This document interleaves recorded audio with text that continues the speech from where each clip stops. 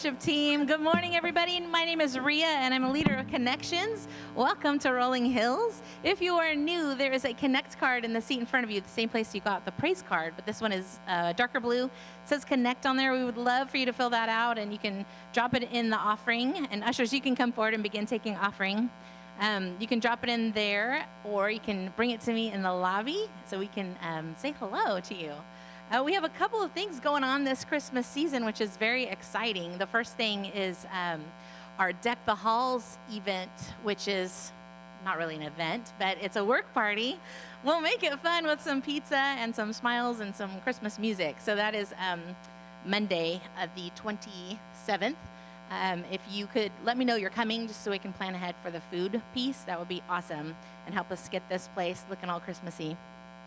Women's Christmas party is going to be December the 1st on a Friday night. It's a favorite things party, so you get to bring something of your favorite things as for a gift, for the gift exchange under $10, and then your favorite food item, and then bring a friend, your favorite friend if you want to. That'll be at Stephanie Williams' house, so there's a registration to that also that you can do in the app or the bulletin. There'll be a code there. And then the guys are having a football watch party on the Sunday, December 3rd. There's a Niners game happening. You guys are going to Mountain Mike's during the afternoon. 1:25 is kickoff. And you can let Wes know, or you can just show up that day. And it's $25. There'll be some pizza and salad bar and a good time. And then right after that, at 4:30, if you are coming to the gingerbread party, so just make sure you're aware of your time on that day. So 4:30 back here for gingerbread decorating party on that same the 3rd. And then my last announcement, but a very important one, is Encounter. Our next in our concert series is going to be a festive Christmas concert, which is December 16th. And so put that on your calendars. There's a little insert into your bulletin, so you can put that on your fridge. All right, Pastor John. So are you telling me that somebody in our church's leadership, particularly in our men's ministry, thought that the Niners versus Eagles game is actually a football game? I mean, it's patty cakes. It'll be cute. But if you want to watch a real game, tomorrow night you can watch with my Kansas City Chiefs, the defending world champions, as we take on the Eagles. You're invited over to my house. But if anything, go that Sunday afternoon, guys, because you know what? We need friends. We need friends. And sometimes nothing like yelling at a television with your buddies or future buddies to do that and to enjoy each other's company. We all need friends. Those of you who may be walking in for the very first time, we have been walking this fall through the book of Exodus, the second book in the Bible, second book in the Torah, and learning from the Hebrew scriptures and how they point to something about Jesus. We are Christians, and most of us that may be walked in the door today may not be of Jewish descent, but it's not like being of Jewish descent is the only reason that something might apply to us or teach us about how the world it is that God has made. And so we've been walking through the Torah over the course of the last couple of years, Genesis last fall and Exodus this fall, and we've been walking through, and we come to a moment here, a sacred moment, a defining moment, even if what happens in it is lesser known to people than what comes as a result.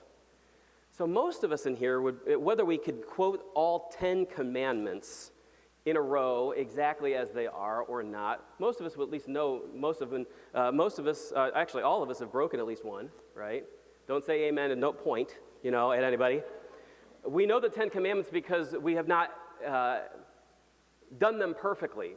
But especially if you grew up with some kind of religious background, you would probably know what those 10 commandments are, even if they're only limited. But most of us, I would say, a great deal of us, may not know the setting in which they came and why it is so important. And what about God, what about him that he wanted to show to people, not just the character of the lifestyle that he wanted to bring, the next step of lifestyle that looked more and more like him, his character, his eternality, his holiness, his goodness, and the way that he was, and the way that he is. The 10 Commandments are going to be one of the results of that, but what was the setting in which they come, and why is it so important? This is what we're going to find out today. It's an intense moment, a very intense moment of worship, announcing that God not only wants our undivided attention, you will see why. If something similar happened today, your heart would be beating fast. You'll see what I mean. Your heart would be beating fast. Some of us, our natural reaction would be to go to our knees. Some would be to run out because it is so powerful and it is so defining. And it's not just to build a primal fear within a person, but an eternal one, something that starts something within us. He wants an undivided heart, but hearts that lovingly move towards him. We'll find ourselves both frightened by and drawn into the presence of God. So if you have a Bible, in the book of Exodus chapter 19, we are at the halfway point, and this is we're on the cusp of the Ten Commandments and then the growing covenant that will come as a result, given to Israel and then given to the world for you and I to understand the character of God. And what we find ourselves, in case you maybe, this is your first Sunday here with us, we're finding that Israel is sitting at the foot of Mount Sinai. And here are these Ten Commandments. They're in this vast desert space in between coming out of slavery in Egypt and into the land of promise. He is taking them by way of a very interesting route. God is taking Israel by way of a very interesting route. It'll take ultimately 40 years. But they're ambitious to get inside the promised land. God is more ambitious and finds it more important that he might be inside of them. Does that make sense? Getting them to the place was less important, even if it's promised. He was the real promise, and this is what he would want them to be like once they got there. And so this is why he does it in the midst of the desert. Exodus chapter 19, verse 9. The Lord said to Moses, "I will come to you, Moses, in a thick cloud, so the people themselves can hear me when I speak with you." This is new. This has not happened at this point. All the communications that God had been having with Moses could be probably construed by some who was a cynic as cult-like. It's not, but it could have been construed that way. If nobody was else in the room, every time Moses would come back, here's what God wants. And they're like, well, how do you know that? Well, just trust me on this one. And up to this point, this is the communications, but this is going to be different. Direct voice contact with everybody, and he's going to be sharing this himself with everyone. He says, when I speak with you, then they will always trust you. You see, listen, I want them to know me too. I don't want them just to know you. And here, they won't always have to just trust everything you said. Now they'll trust you because I've been talking to you this way all along. So Moses told the Lord what the people had said. Then the Lord told Moses, "Go down and prepare the people for my arrival." Never are truer words or more important words given. Prepare the people for my arrival, God says. Consecrate them today and tomorrow and have them wash their clothing. Be sure they're ready on the third day, for on that day the Lord will come down on Mount Sinai as all the people watch. Mark off a boundary. This is important. We're going to get to it at the end. Mark off a boundary all around the mountain. Warn the people. Be careful, he says. Do not go up on the mountain or even touch its boundaries. Anyone who touches the mountain, hang with us for a second because it's going to be intense. Anybody who touches the mountain will certainly be put to death. No hand may touch the person or the animal that crosses the boundary. If the cow or if the ox goes over, don't touch it. Instead, stone them or shoot them with arrows. They must be put to death. Now, this is wild, and hang tight with it for a second. However, when the ram's horn sounds a long blast, then the people may go up on the mountain. So after this holy moment happens, and what I am intending to show them happens, when that horn blows, then things will go back to some regularity with the mountain. Why? What is the danger? What is the concern here with trying to get close or inside this boundary up on the mountain? We're going to see it at the end, but just for the moment, I want you to ask. I'm going to ask you to do yourself a favor, and you just trust me on this one. We're going to get to it at the end. Nobody dies here like this. So there's no report of a person having just run up there, defying the rule, accidentally stepped over the boundary. There's no animals that seem to have to get shot with arrows. You're going to just trust me that there's nothing here malicious about this or angry. It's actually merciful. There is something merciful here, and even though the words may sound otherwise to us. But I'm going to ask you just to temporarily suspend your concerns because we're going to cover other ground before we get there to get to this place. Even though it was dangerous for them to be near, God, their creator, knew something about us as human beings. He knew something about them. That we would want to be as near as possible to the transcendent without being killed by it. there is something that's built into us to be afraid of those things, to be afraid of the transcendent, things that are beyond our power, beyond our comprehension, beyond our experiences. We want to be near to, or afraid of it, but we also want to be near to it. Nobody wants to be a mere spectator, right? Nobody showed up here today in the deepest part of their heart and said, I'm curious. I'm just a spectator. I don't really want to feel anything. Very few of us show, especially a church service, very few of us will show up today and say, I don't want to feel anything at all. I want to just go in and leave and be unchanged. I've done my duty, clocked in. Nobody walked in here thinking that or feeling that. We want to feel transcendence. We want to feel power. That's why storm chasers, sometimes they make it, sometimes they don't. They go chasing and trying to get in the middle of a tornado. We came from the Midwest. I have a friend who's a storm chaser, and I see some of his the things he talks about when I'm like, you're crazy, Jason. What are you doing? It's why people jump out of planes, because they want that thrill. It's why people, you see them going down the highway on their motorcycles, and I'm like, they're cutting through, and I'm like, are you insane? And I begin to pray and yell at them at the exact same time. Like, what are you doing? There's something that they're going to feel from that, right? That's why we go deep into deserts. That's why we go far off into the ocean. We go into places in the lands that are desolate, why we climb mountains. It's why certain brands of church will pump up the music sound of their stage, and they'll promise power and experiences and miracles, and people will show up. Why? Because we want to see that. We want to be in the middle of that. Show it to me, right? Make me feel it. That's why people want to stand in front of.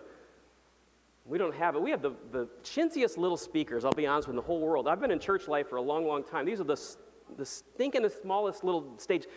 People who went to a concert this weekend, a lot of them want to stand in front of stacks of subwoofers, stacks of speakers, so they can stand in front of it and have their face melted by it, right?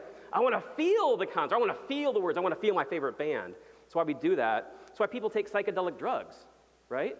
All of these things, because life regularly is boring the longer we go. And so we want to feel alive. And here's what it is. I want to feel so much like I am truly living, but it will probably require me to get close to feel like I'm dying. And so in this way, Israel, they're just as human as you and I. They are fearful of a God who could squash them like a bug if he was like that. And yet they're kind of drawn into, they want to feel what his presence is. And so God says, listen, I know they're going to be afraid, but they're going to want to get close. They're conflicted within. Transcendence and this prospect of dying, they're very, very closely connected. These people, 2 million probably strong in the desert, almost, well over three millennia ago, they wanted to be there because they wanted to feel the transcendent, just like you.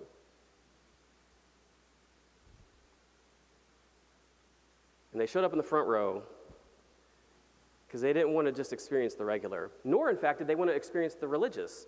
They'd already seen that. It doesn't pay out. Trust me, regular life doesn't pay out like the thrill that we're looking for, the transcendent experience, nor, in fact, does the best religious experience come anywhere close to paying out, because it ends with its doing. We leave and we go back into the real world and we look in the real mirror of who we are. The religious experience is not enough as well, because these are the things that we just particularly spectate at. And yet here, the promise of God himself is what makes it special. It's what makes it sacred and makes it holy. So verse 14 now. So Moses went down to the people. So again, he's on top of Mount Sinai, and this is the communication. He's like, I'm going to be talking to the people, and they're going to hear my voice. When you get back down there, they're going to experience this personally. Now go back down and get them ready. And so Moses goes back down to the people in verse 14. He consecrated them for worship, and they washed their clothes. He told them, get ready for the third day. And until then, an interesting nuance to this particular thing, abstain from having sexual intercourse. On the morning of the third day, thunder roared, lightning flashed, and a dense cloud came down on the mountain. And there was a long, loud blast from a ram's horn, and all the people trembled. They trembled. Moses led them out from the camp to meet with God, and they stood at the foot of the mountain. All of Mount Sinai was covered with smoke. because the Lord had descended on it in the form of fire. The smoke billowed into the sky like smoke from a brick kiln, and the whole mountain shook violently. As the blast of the ram's horn grew louder and louder, Moses spoke, and God thundered his reply. The Lord came down on top of Mount Sinai. If God was in charge of the concert, it would be bigger than it is. The best ones here is their pyrotechnics and earth-shattering, earth-rattling kind of things going on here. Sounds like they had never heard. It frightened them and compelled them. They're like this at first, and then they moved closer to the mountain. This is like as God said they would. They trembled, though. They trembled at feeling the transcendent, the holy, the powerful, the presence of God himself. This was more than just a concert. This was just more than a religious moment. This was God. He had come from heaven and was coming down to meet with them and to speak with them. But if you'll notice something penetrating, this wasn't a worship service per se, right? Like we would think of it. Like this started at 10:30. Our worship service today started at 10:30, and it's typical. There'll be somebody in music leading up from the beginning, and then someone will come up and they'll be praying, and then there'll be a part about talking about because a part of worship is community. There's some things we're doing together as community, and then that'll happen, and then some preacher invariably will come up and talk too long, and then we'll probably have a song at the end. This is like a worship service, probably not different than any worship service that goes on through the millennia. This wasn't one of those kind of things. There was no pageantry. There was no congregational worship. There was no one playing sounds. There was no sermons. The only sounds that were coming out were made by God. God was leading the worship. Of course, there's a proper time, there's a proper place, there's a proper gathering for that kind of worship, but none of that would have summoned him, if that makes sense. We don't conjure God up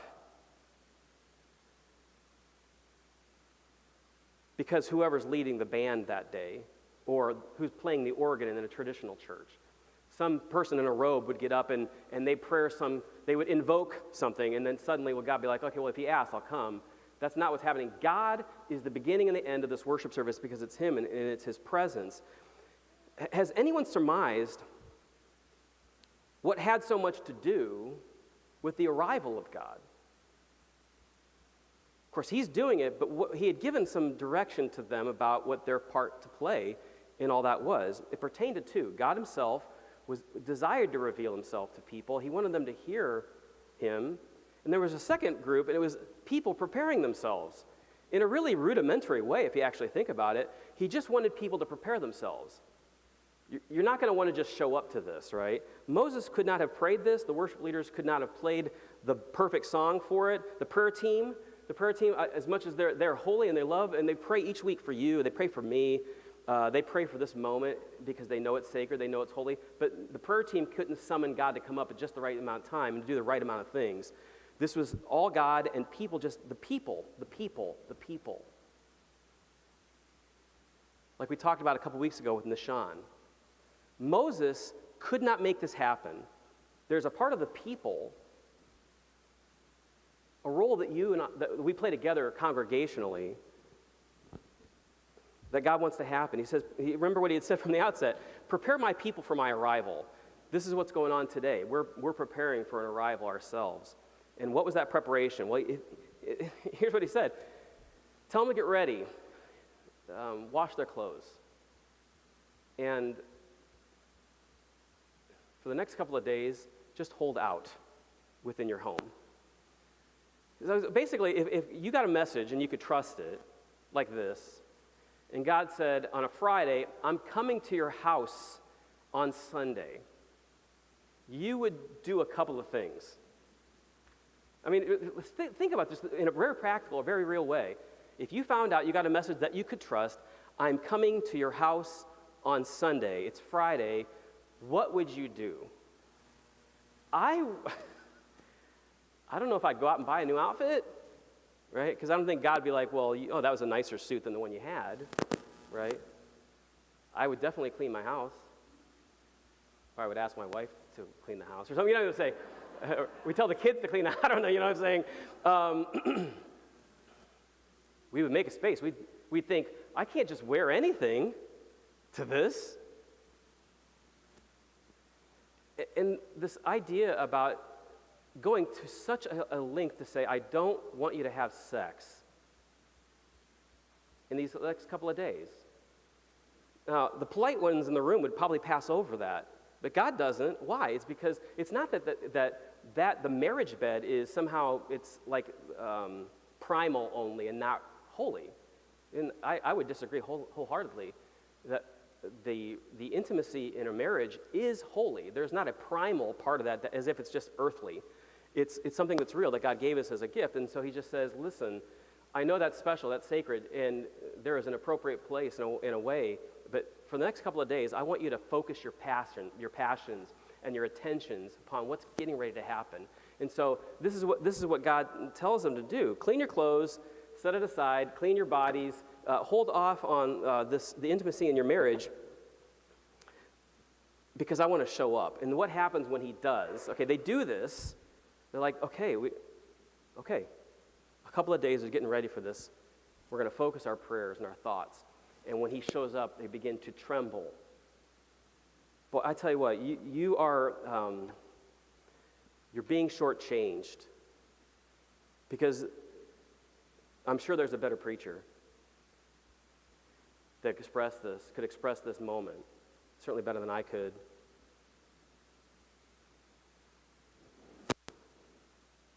But it must have been so powerful and so palpable and so prayed for and so wished for that when he answered those prayers and he did just what he told them he would do, and they heard his voice, it says that they trembled due to feeling the transcendent God in their life. And nobody could have manufactured that. No one could have fabricated that. No, not the best preacher, not the best worship leader, nobody could have done that, Moses included.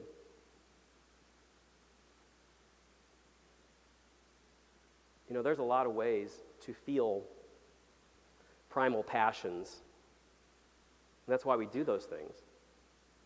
The kind of crazy things that we'll do, the planes that we'll jump out of or whatever. But there's only one way to feel the transcendent God, and it involves two people, and nobody else can do it for us. It involves the transcendent God himself deciding, I want you to see me and hear me and feel me, and us preparing for that moment.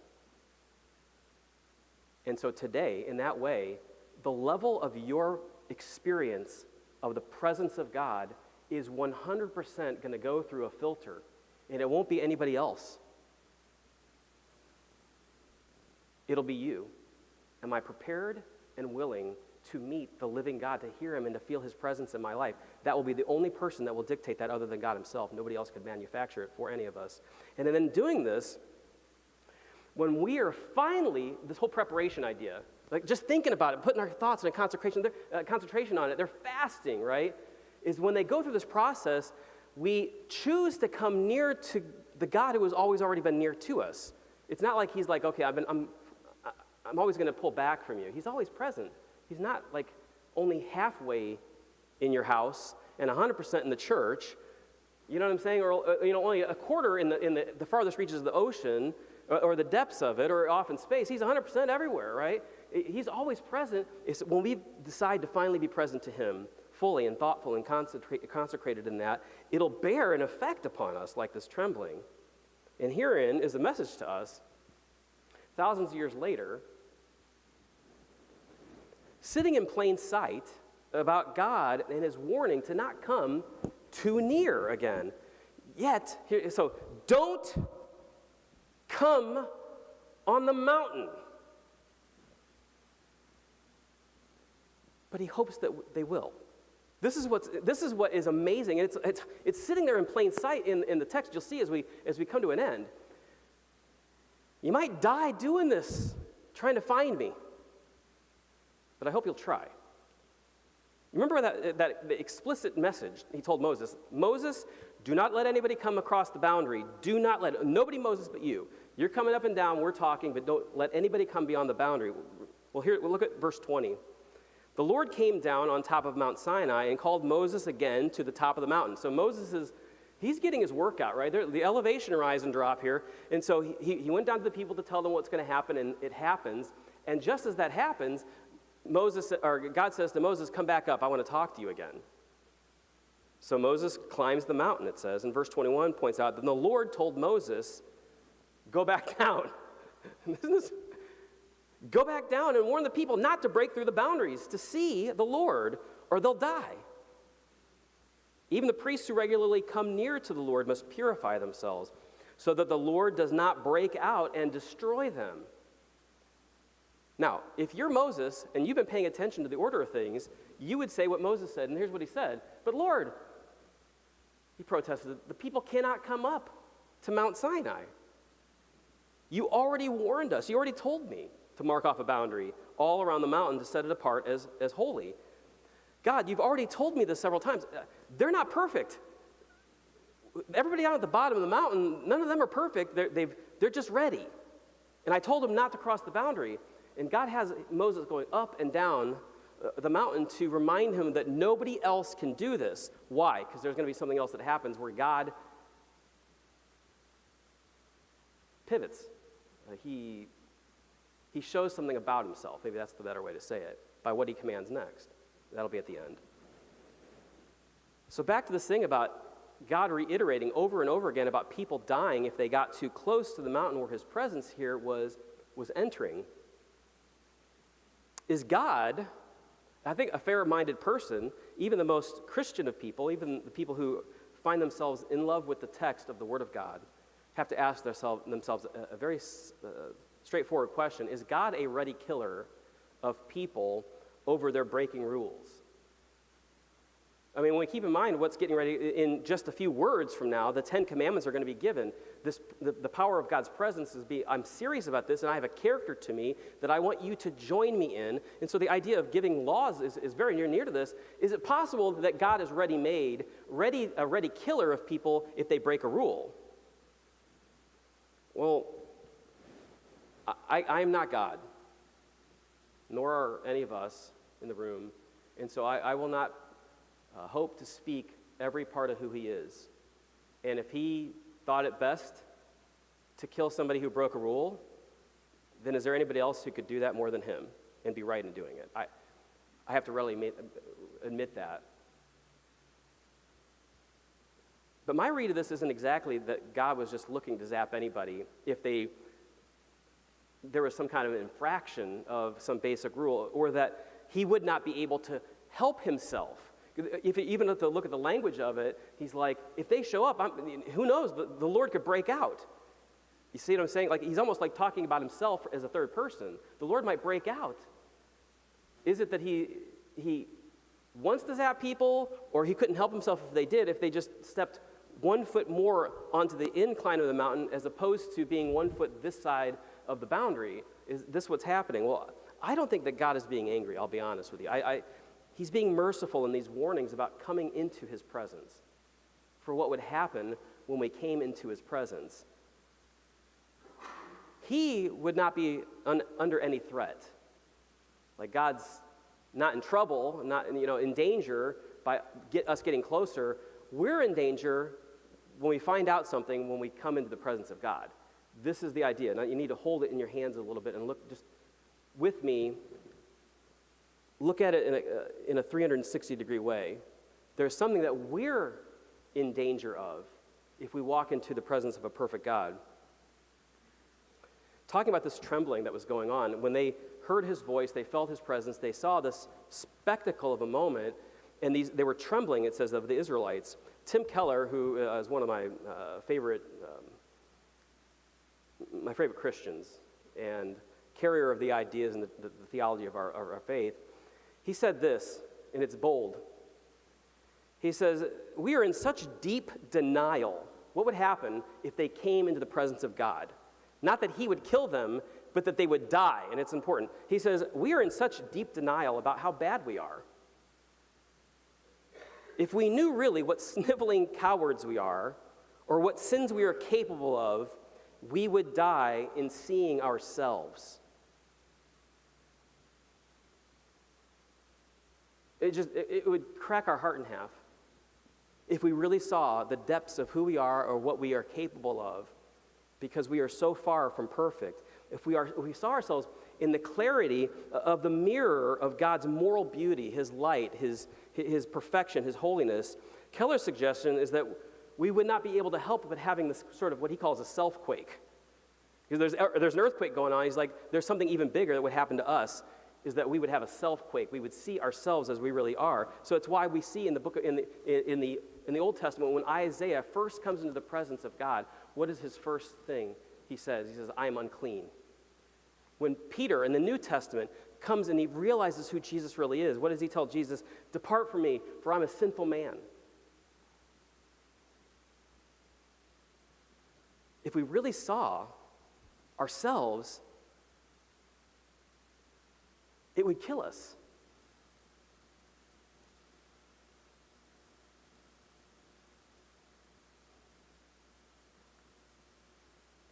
And it's not to say that God despises us or that we're disgusting to him or that we're worse than the animals.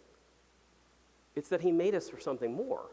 And if we saw that we're not, how far away from that more that he's trying to put inside of us by putting himself there, it would break our hearts. Thank God for his mercy of all the things that we've forgotten that we've done. Amen? We've been forgiven of. Thank you, Lord. Some years ago, there was a professor from the University of Kansas, go Jayhawks. Her name was Virginia Stem Owens, and she was a professor of English and literature, and she was teaching one of her courses in a major university. And there, as an exercise with her students, she would have them read different works, of course, and ask them to interpret without any explanation, what is that communicator, whether it's the writer or something you're listening to, what is that communicator telling you, and could they understand it? And she actually gave them the text, the 3 chapters of text from Matthew in Jesus' Sermon on the Mount. And she had them read all 3 chapters of it. Of course, very few of them had ever read it before. A few had never even heard of it before. And that way they were, because they had no acquaintance with it whatsoever, they had no filter on their mind about, well, this is the interpretation of this. They just went in, and that way it was kind of pure. And I mean that in the sense that it was clear in their reading, and not somebody else gave them an interpretation of what Jesus was saying, so that they could wish it away. They read it just as it's written. Reading, and so she gave them this assignment, and then they were supposed to give a response paper to it, Stem Owens says. And the responses from the students blew her away. Guess what? Overwhelmingly, the students in her class, those who had never read it before and just did, they hated it. They hated Jesus' Sermon on the Mount. Here's a couple of quotes that they gave. One said, I did not like the Sermon on the Mount. It made me feel like I had to be perfect, and no one is. I don't want to be near the presence. If that's who God is, I don't want to be around that, because it makes me feel like I really am. Another person said, the things asked in this sermon are absurd. I'd love to see Jesus standing there, listening to these answers. To look, in the author, or the writer of the answer put, to look at a woman lustfully, like that's adultery, and to be angry and insult someone is like murder? These are the most extreme, stupid, unhuman statements I've ever heard. And there are other statements just like this as before. And what Stem Owens said is, in all these responses, she discovered in her students that they were all running for cover. They were all running for cover because in the purity of reading it for the very first time, they saw it just as it is. And in that way, Jesus is saying, this is who you are apart from me. I'm trying to change you into heaven's kind of people, which is where the Sermon on the Mount is trying to build us. Because when you read the Sermon on the Mount, you know, in that way, it's like telescopically pull out the 10 Commandments and give it all of the virtues of it, not what to do, but also the things that you're supposed to do because of that.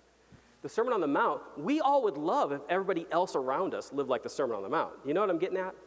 I would love if you're like that, but we realize there's no way I can get to that perfectly. I'm so far from these principles.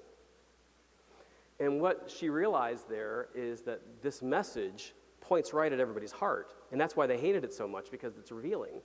When you get into the presence of God and you just take him purely as he is and the character that he is calling us up into, it points right at our heart, and it's very hard to see.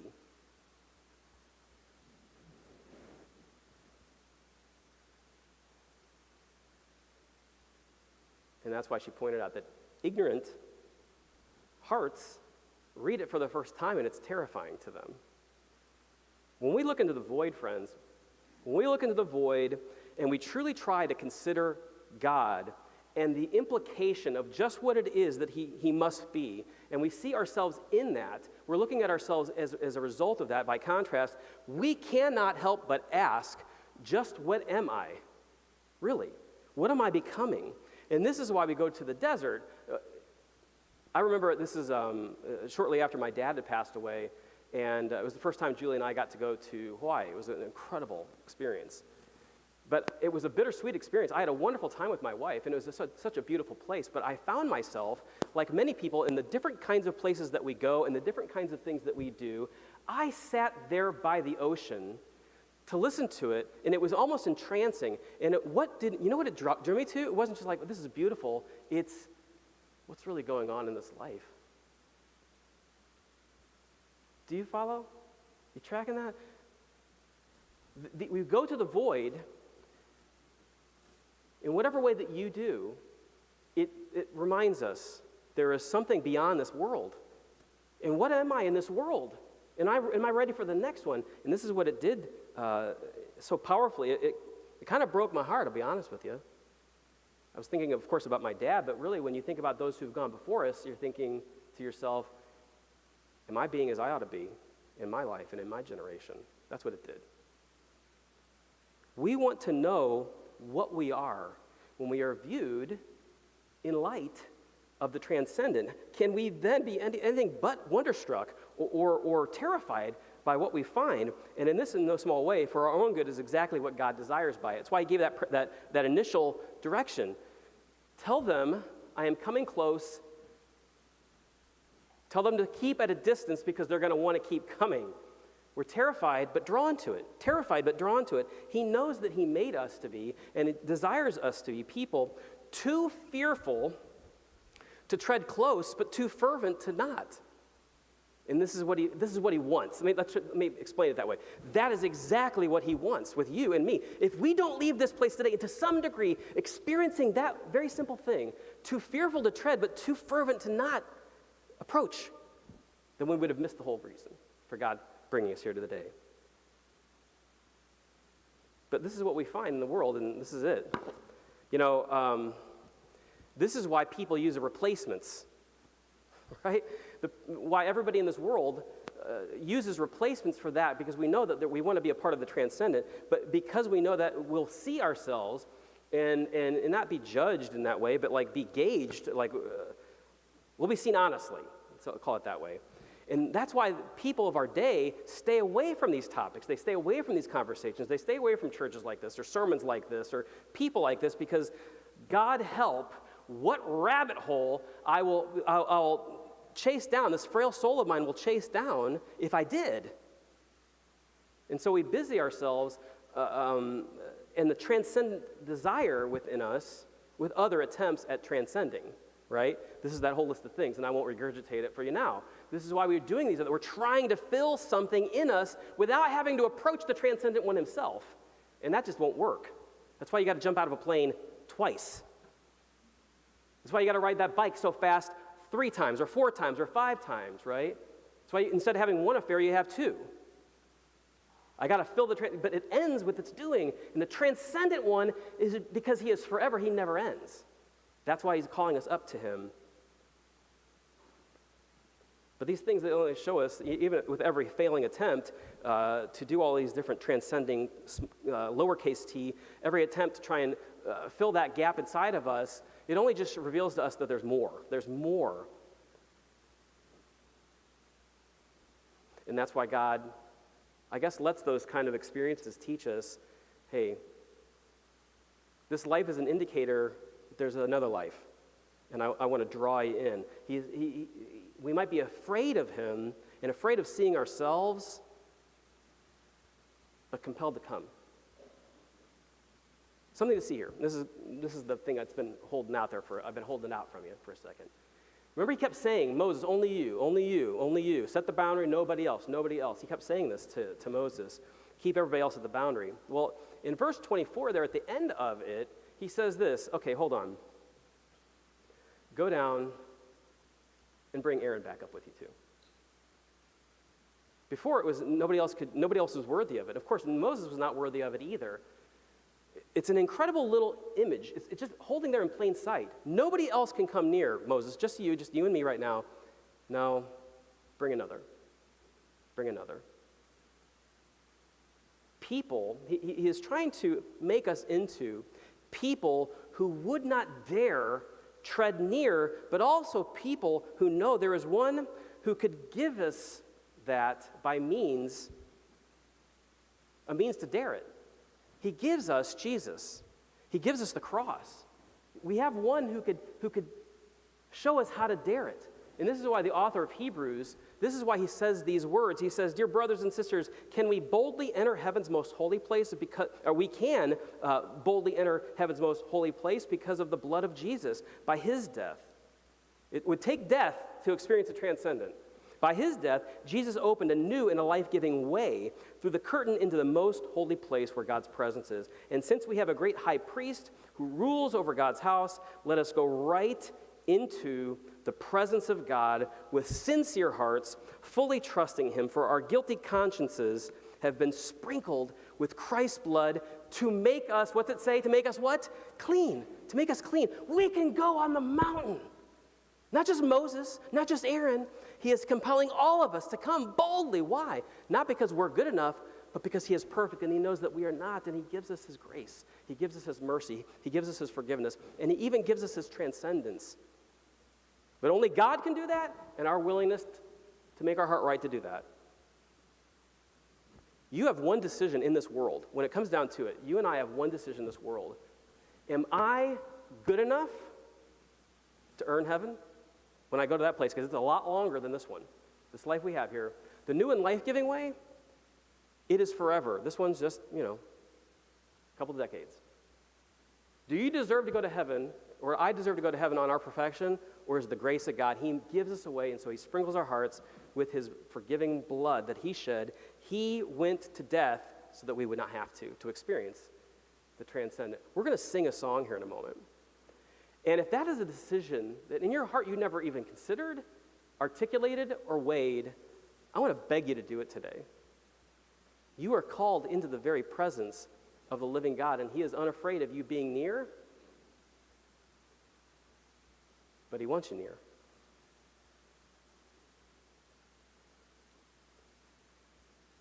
Savior, Ancient of Days, the Most Holy One, the living God, we call upon your name today, and we do not deserve, Lord, when we see ourselves as we really are, we don't deserve to call upon you, and yet you hope we will. And today, every heart, you know, God, you know the state of each one of our hearts. There is someone here, Lord, who needs you.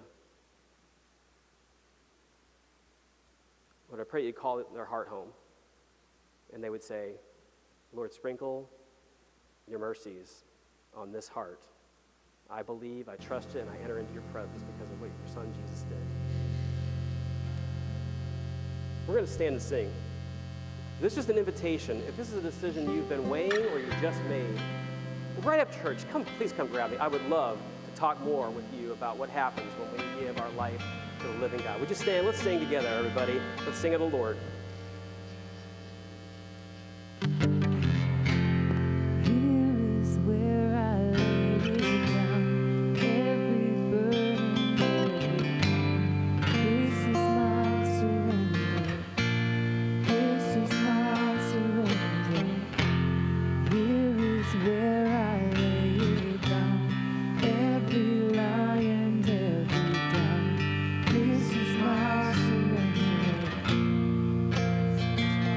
And I will make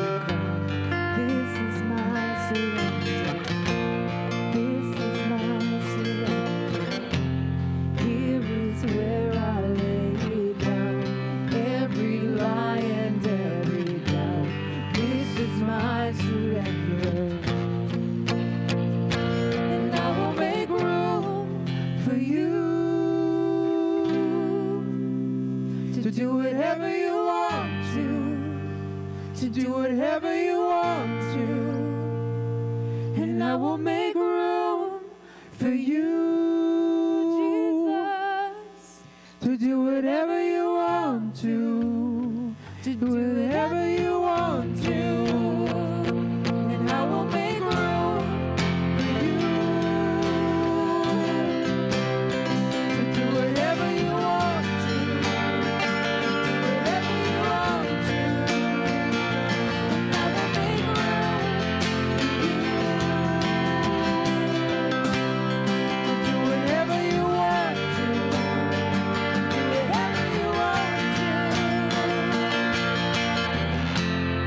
Here is where I lay it down, every burden, every pain. This is my surrender.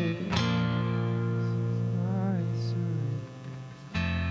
Here is where I lay it down, every lie and every doubt. This is my surrender. God bless you guys. Have a great week. Have a great Thanksgiving. We'll see you next week.